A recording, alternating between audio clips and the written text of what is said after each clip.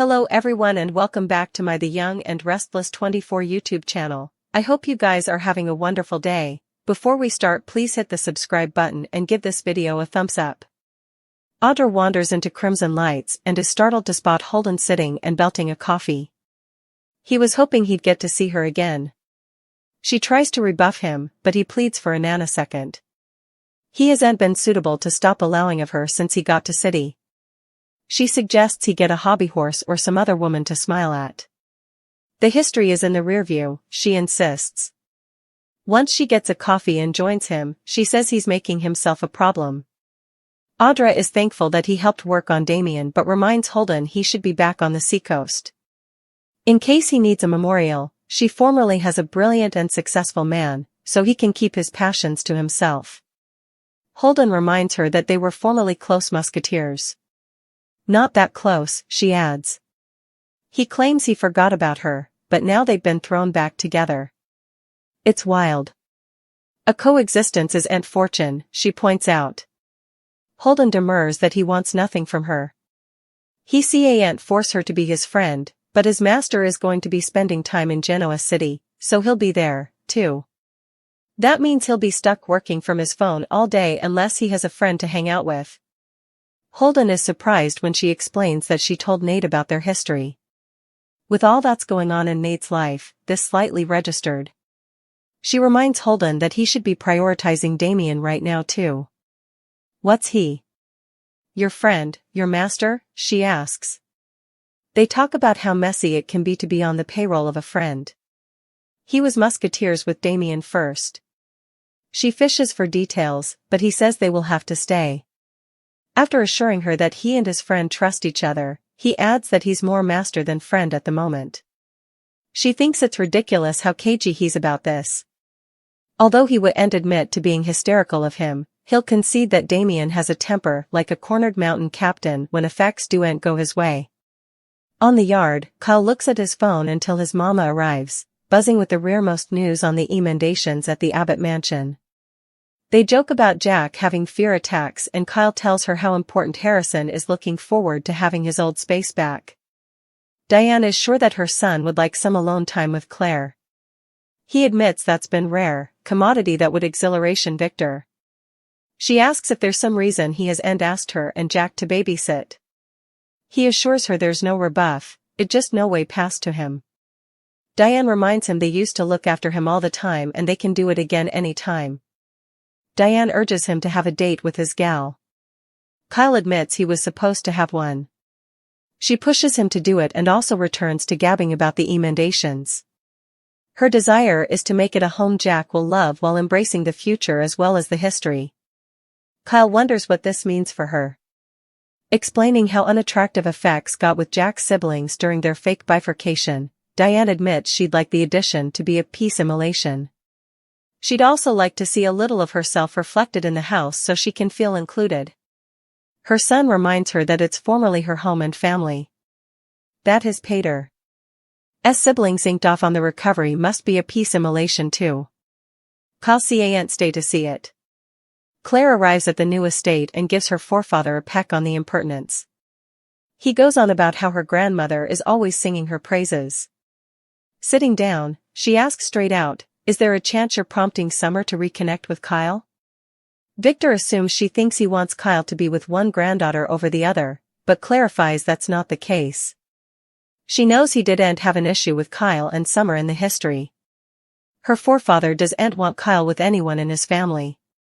He feels sorry that Summer has to deal with that Joe because of Harrison. Victor claims he'd no way choose one granddaughter over the other. There's no reason for either of them to be insecure about Kyle. He suggests that, deep down, she knows her relationship with Kyle is a mistake. Claire insists she's not insecure about her passions or Kyle's. She's just concerned that Victor will no way give them a chance. Victor explains that he's given Kyle since he was a baby and compares him to Billy Boy Abbott, that idiot. Claire asks him not to do anything to make his point. Her forefather says she knows where he stands, but she's over 21 and can make her own opinions. You can differ, but nothing differently, she says, making him give his word. Oh yeah, he grievances, adding she can always come to him to speak directly. She assures him that the Abbotts know that nothing they say will ever be suitable to come between them. As she puts on her fleece, he explains that the Abbotts begrudge them, their success, and their closeness.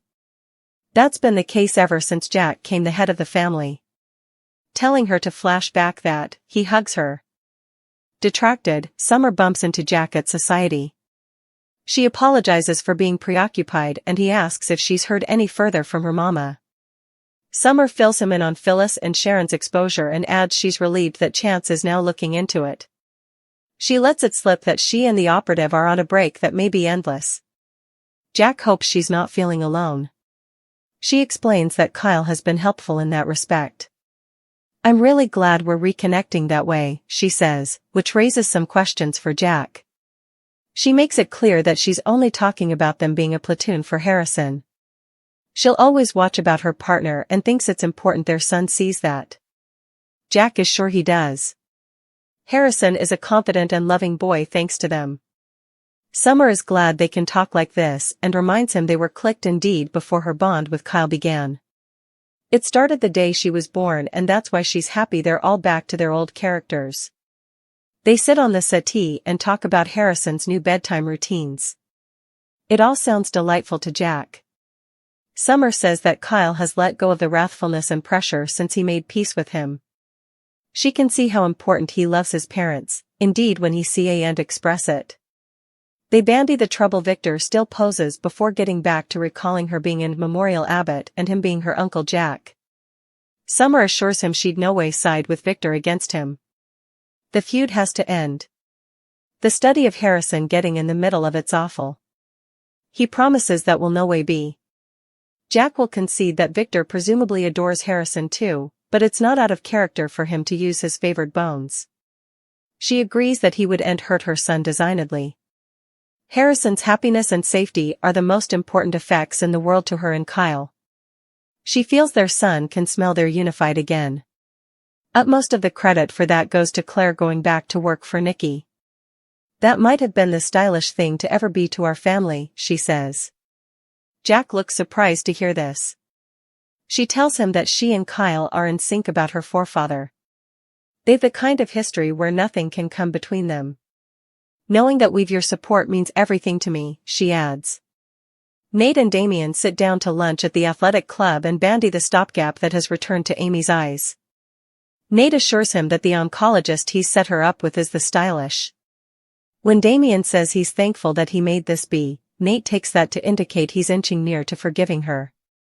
I'm not sure I can really get there, Damien admits. Hastings can't understand this. His half-family explains that he lost his mama when he lost his father. She prevaricated to both of them every day they were together. Nate asks if she was supposed to tell him the verity when he was still a sprat. Would he have handled it well? Crossing his arms, Damien says he no way got the chance to find out. Nate says he needs to decide how long he's going to stay to forgive her. Damien admits that his station toward his mama isn't rational, but part of it comes from fidelity to his pater. When he admits being curious about their participated pater, Nate offers to tell him all he knows. It's not much since he passed when he was youthful. Nate has stories from his mama, substantially about him getting a PI and being a bit of a conjurer.